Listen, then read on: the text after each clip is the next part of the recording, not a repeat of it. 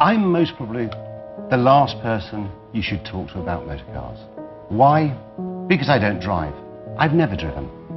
But I've had a car for 25 years. The only car I've ever had is a Range Rover.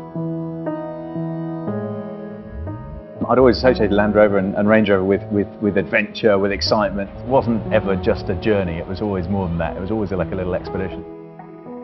As a teenager, I loved following the Camel Trophy, and you see these yellow Range Rovers going through the jungle. I remember maths, because my maths folder was a Camel Trophy folder with a yellow Range Rover in the front, so that to me was the highlight. That's all I remember really from maths, so that was as far as it went. And a Range Rover to me is something very special. It's my office.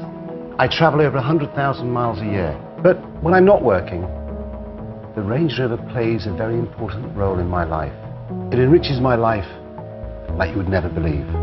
If I'm fishing, everything fits inside my car, including my dog, Clive.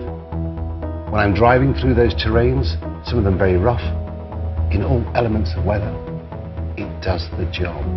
It keeps me dry, it keeps me warm, but most importantly, it keeps me safe and brings me home every night.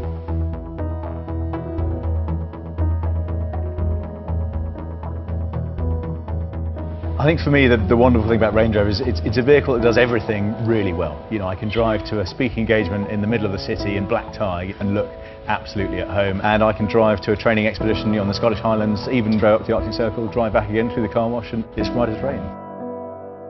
It's amazing how often you come across Range Rovers in the most unlikely of places. You know, I've seen them in Svalbard, off the north coast of Norway, a little island inside the Arctic Circle. I've seen them in South Africa on game reserves. I've seen them in the middle of Manhattan in New York, you know, all over the place. China, Hong Kong last year.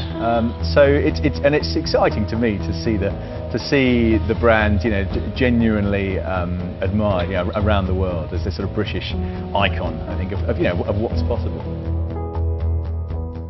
It's got this wonderful air about it, you know. It's not sort of brash or in your face or bling. It's got this wonderful kind of British, understated sort of authority, and it's a car that it feels great to drive, makes you feel great to drive, and I'm proud to be involved with it. It's the perfect motor car.